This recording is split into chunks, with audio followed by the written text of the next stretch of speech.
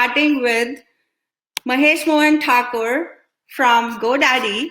Let me introduce him and then we'll bring him on stage.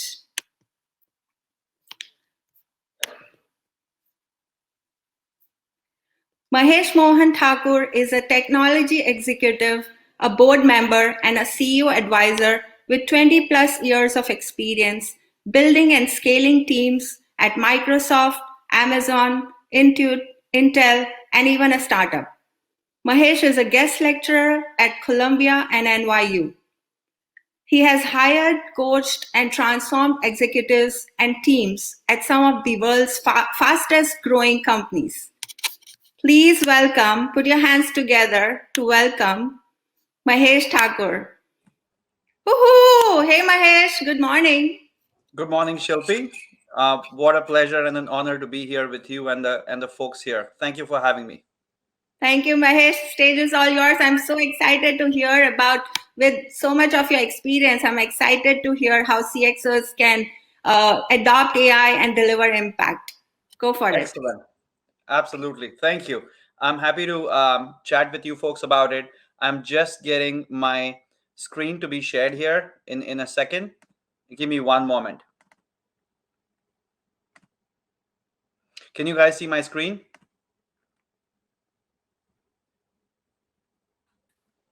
Now they can, Mahesh. I've added it to the stage. Okay, awesome.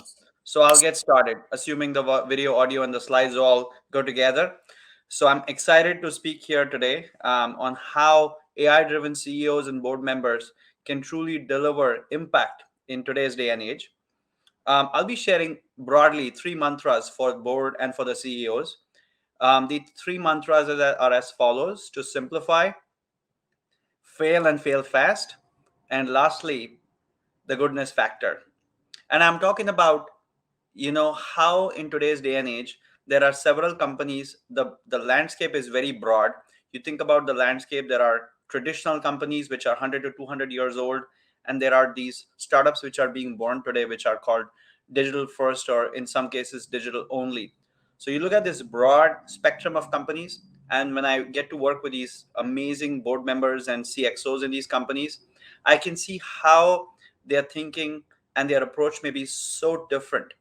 I have analyzed these folks, I have studied how those folks make decisions, and I've helped them in their journey.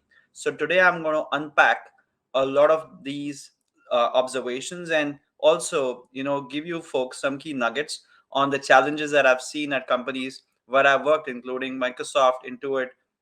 I'll share with you what has worked, what has not worked, and hopefully we'll have some time in the end to answer questions that folks may have here. So without further ado, let's get started. I'm going to talk first about Simplify. With Simplify, I would love to share something which I keep repeating, and I keep coming across this more and more as I coach more senior folks. I remind them, number one, AI in and of itself cannot be a strategy for the business. AI is not something which you say, okay, my strategy to win this market is let's just implement AI. That's never going to be the right approach, nor is that going to fly with any seasoned board member. The way to approach it is, my goal or my vision is to win this market share or have 50% market share for our line of product, or our goal is to lower the attrition of our customers from 30 to 10%. That's your business strategy. And to do that, you may now want to implement AI. So if you bring in AI to solve a business problem, and when you talk about the approach, that's the right way to think about it. And that's why I continue to articulate and remind folks, just having AI is not going to help you win in business or win your customers. You have to have an understanding of how the technology is going to help you with the business or the business strategy. The next observation or point here is, AI is not a project, but an investment for the long term. What this means is, we don't want to have projects which say, let's start this for a year and see where it goes, or let's monitor this every couple quarters or every quarter and see if we can get to a point. That's always a bad beginning to a good project. What you want to do is, you have to have the long-term horizon of what AI, what data, what all these initiatives would do for your company in 2 or 3 years. And yes, you can have measurable milestones for execution. You can have measurable milestones to even measure if you are running the right set of experiments. But just do not expect something transformational to happen in 3 to 6 months from the time you start, because that'll always have the wrong expectations and it'll lead to failure at different levels. And lastly, AI knowledge is not optional. The executives and board members who understand how critical funding for a company is, they also need to understand how AI works, at least the basics. We don't want them to start coding or writing the ML models, but we at least want them to understand how AI works and how it could be applied for their business or to the customers or for customer care or whichever department they're trying to problem solve for. So understanding and having that clarity is key, and that knowledge is not optional. It's not like I can outsource my entire tech stack or AI strategy to a company and assume that magic is going to happen. Even that doesn't work. So you got to have the knowledge about how things are going to work, how things are evolving, what does that landscape look like, and then work to educate yourself. So that's what the board members and the CXOs constantly need to do, not only to be aware, but also gain the trust and respect of the folks that they are working with, so that everybody who is being invited to work on AI or take the company to the next level in terms of tech advancement, they have the right level of respect, knowing that the board members, knowing that the CXOs understand what in the world are these folks even talking about. And that's a lot of respect and trust that you build in the company and in the community. My next section here is again talking about digital versus traditional. And as I shared, the digital first are the most recent companies where they have an advantage. When they start, it's a more modern tech stack. They already have a lot of data in place. There is instrumentation. But when you look at the traditional companies, they have to do that heavy lifting. They may have to migrate to the cloud. They may have to teach themselves how to build that data stack. They may have to start many of these things from scratch, maybe even do a complete re-platform, if you will. However, when it comes to both these types of companies, there are a few things which are common that both of them have to work. Number one, culture. They have to always make sure the culture is such that you're accepting that there is going to be a culture of testing and learning instead of just doing whatever the C suite or the board says. The culture is a very critical aspect of making sure technology or even AI advancement happens. The next thing is org design. How do you design the organization? Whether the data organization is centralized or decentralized. How will the data organization work with the platform teams? How will they actually function in a fashion where there is more collaboration and innovation and an agile execution? A lot of that becomes critical as you think about making investments in AI. Both these types of companies also have to define what that true north looks like. What we mean by true north here is truly having an idea about what does it mean when we become successful 1 year out, 3 year out. What is that true north for us? Usually it's a 3 to 5 year big picture, and then you have goals broken down to achieve that true north. But both types of companies need to define that. The next mantra is to fail and fail fast. What that means is it's okay to fail, have that mindset, but do it fast so that you can iterate. Do it fast so that you can learn and apply that learning to the next cycle of experiments or tests or what have you. In this section, I'll talk about how the cultural revolution, which is led by the board, can help you with fail and fail fast. There is a data driven approach that you want to take versus the hippo. The hippo is the highest paid person's opinion. This is what the board told me to do, or this is what my CTO wants to be done. That's usually an approach that companies take.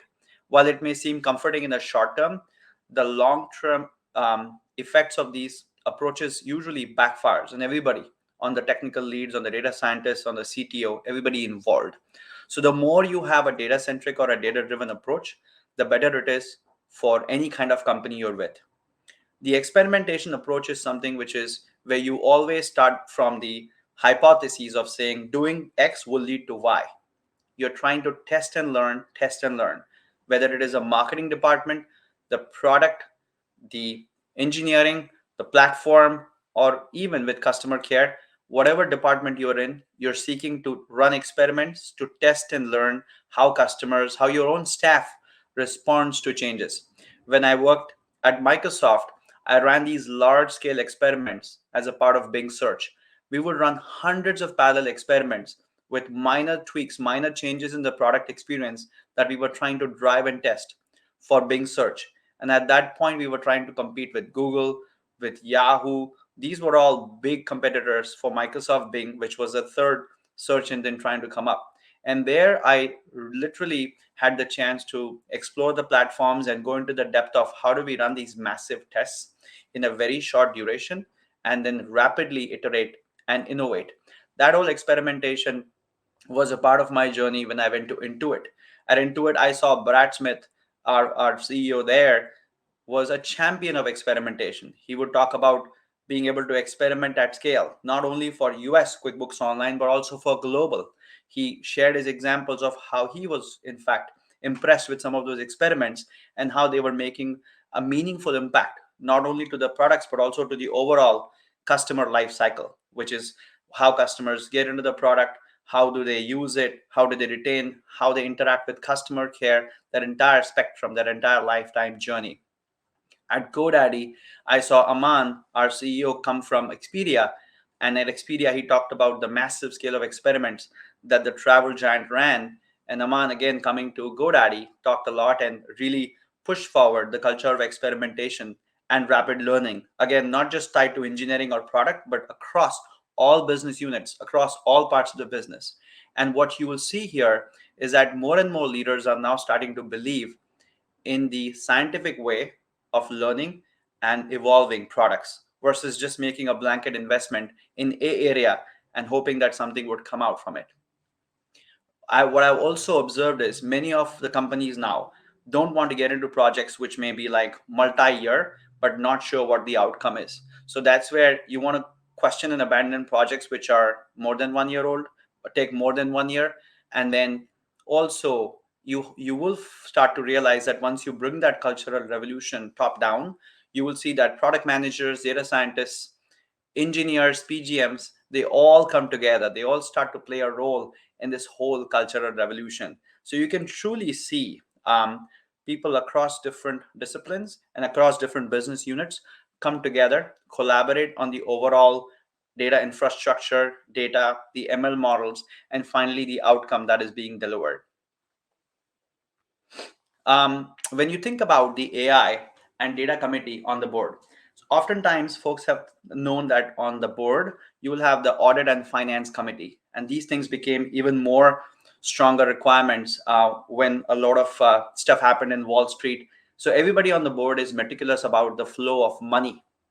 What you see now starting as a trend is everybody is starting to also get meticulous about the flow and the usage of data, which is good news because people understand that doing this means that they have to identify the goals that AI will help meet.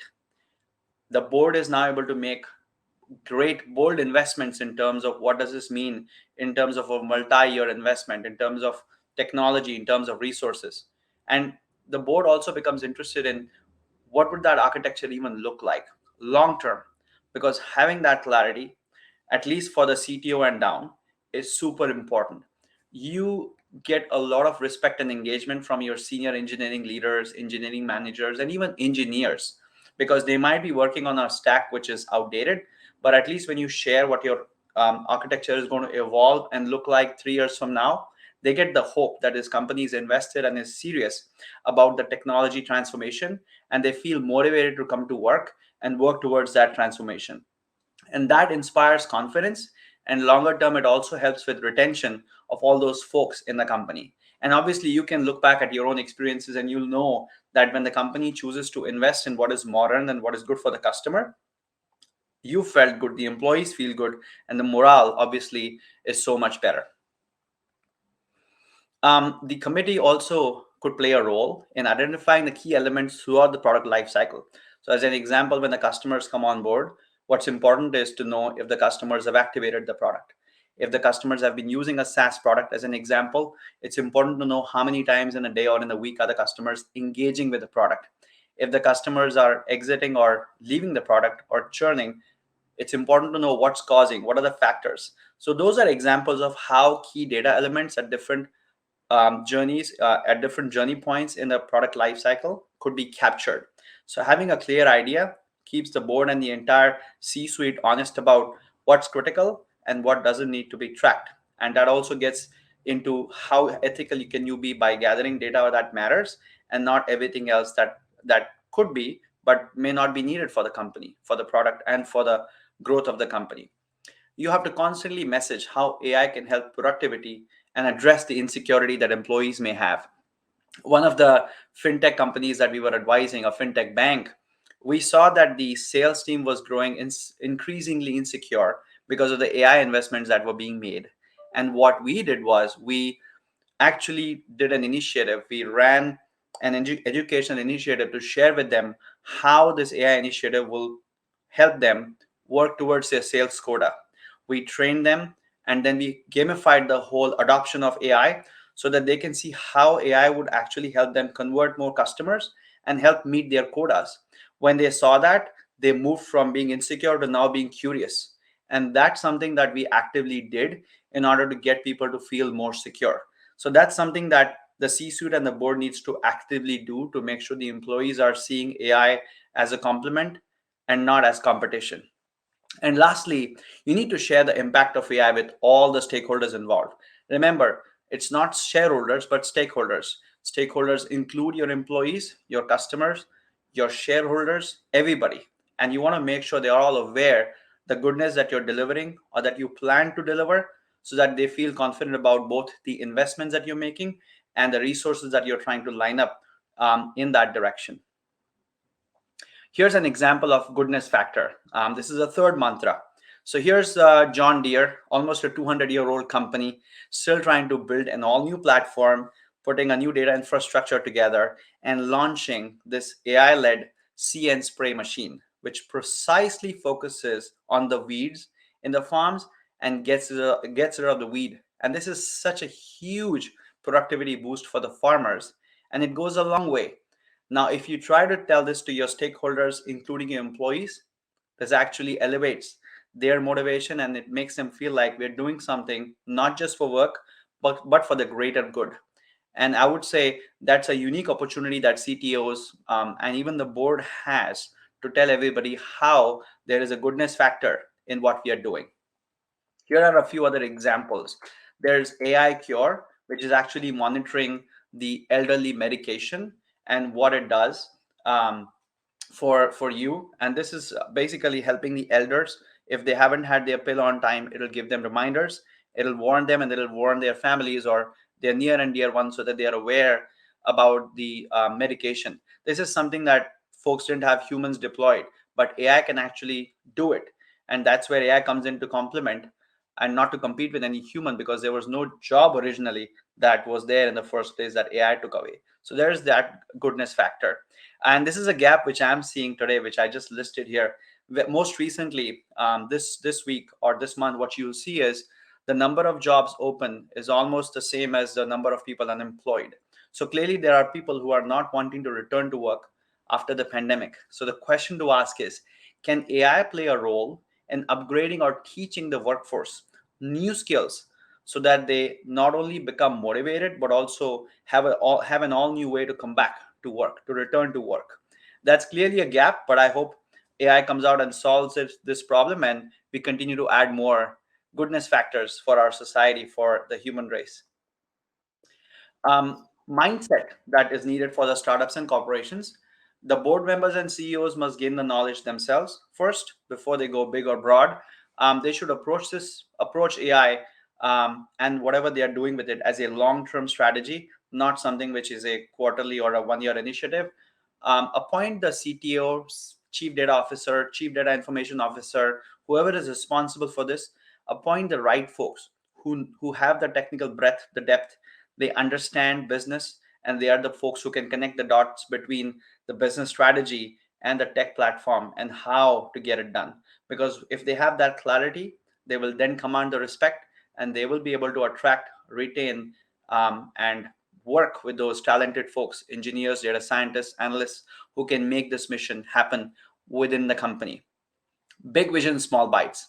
With this, what I mean is you can definitely have a 2-3 year vision, but figure out how you can break this down into quarterly or even monthly milestones, and continue to measure these small bites, continue to measure the outcome, celebrate the successes, and know that you're ultimately headed in the direction of the true north that you have defined. Takeaway: the board humans can bring in AI to complement and not compete, just how we bring in the CEOs and board members to complement with each other. Somebody is good with auditing, somebody is good with executive comp, somebody is good with data AI, somebody is good with cybersecurity. They complement each other to move the company forward in the right direction. Similarly, humans can bring in AI to complement with each other. And AI is a game of patience. You play the long game and you will see results. To wrap it up, finally, three mantras again: simplify, fail and fail fast, and there's a goodness factor that the board and the CEO can absolutely play a role in identifying and portraying that to the company. I will stop sharing and I will pause here to take any questions that folks have. Thank you, Mahesh. Insightful talk. I'm seeing some great comments from people. I really liked your three mantras as well as that hippo comment. Don't listen to always the highest paid board member. That really. So sometimes there is always a challenge. We have seen and heard that if you want to show profit, like bottom line for the company, you have to listen to like the investors, the board members, even if it like, and especially with ethics, because we are running an ethics conference. I would love to ask your take on, sometimes if you see that there is a conflict and some people want to choose profits over ethics, and they are at a higher position, how do you get the stakeholders on board to see what you are seeing? Certainly. So I'll break this into two parts. I think you have two questions there. One is about the short-term profitability aspect, and the other one is the data and the ethics. So the first one is, yes, there is always going to be the shareholders who want quarterly growth. They want to see the company's trajectory, and they actually hold the C-suite accountable to deliver on those results. And yes, you have a quarterly call on Wall Street, and you have to tell the shareholders how we did in the prior quarter, provide the forward-looking guidance. Even in the middle of COVID, some companies had to do it, and they provided that when they had no idea. But fortunately, most tech companies came out strong. When that happens, um, it's interesting, it's good. But then where the CEO and the chief data officer or the chief tech officer have an opportunity is to step back and say, let's step back and look at next year second quarter. We are in this year second quarter. Let's look at next year second quarter, or let's look at 2 years out second quarter. And Okay. in that quarter, if we had to deliver an impact, we have to start now sowing the seeds. So AI is like sowing the seeds. For a company like John Deere that I just shared, it has been a multi-year journey. They had excellent equipment, farm equipment, but they did not even have data stack. Forget the IoT sensors. They had nothing. It has been a multi-year journey. So yes, there was an automation ask, and the stakeholders and the shareholders knew about it. But then there were conversations, and there are similar, dynamics involved where you educate your shareholders to say, these are the initiatives that we started last year, which are starting to show results here, and these are the initiatives that we are doing now with AI. They'll start to show results either next year this time, or 2 years out, or 3 years out. However, here are the interim milestones that we will share with you. It will not directly relate itself to revenue or to cost savings immediately, but there is a path to it. You also have to combine that by saying, if we do not do it, here's the opportunity cost. If we don't do it, we might lose market share. If we don't do it, our costs will double. If we don't do it, we will not have a lead position for this product. So you got to explain that as well. That's when folks get a good understanding. um, the other question that you asked about being ethical about data and how sometimes that becomes important. So yes, I think it's a combination of large tech companies as well as governments who need to come together to create an ethical framework. Some companies have already started to work with the government, and the governments are now involved. But when it comes to global companies, these lines sometimes get crossed. And in this environment, something that the board and the C-suite can do is, how I talked about, understand what data is being captured in the product journey or life, or the customer life cycle, and why. You can ask questions, and that's where the data and AI council on the board can add a lot of value by asking, why do we need to store this data? Why do we need to mine this data? How exactly is this data going to be used? Because you could have so much data, end of the day, it'll just be sitting on some location and you're going to obviously spend a lot on storage costs. It's no use. But at the same time, if you find out like some information which is not even safe or secure for us to gather, if this is not the right place.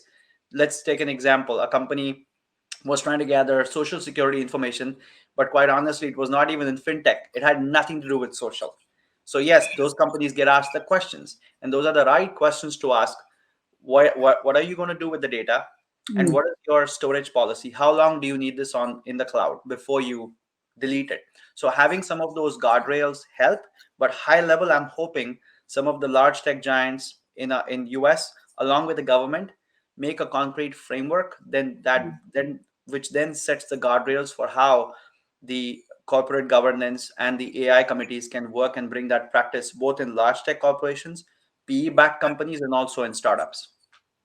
Thank you, Mahesh. I think you nailed it. Like two key points that I heard from what you suggested. One is to bring stakeholders on board.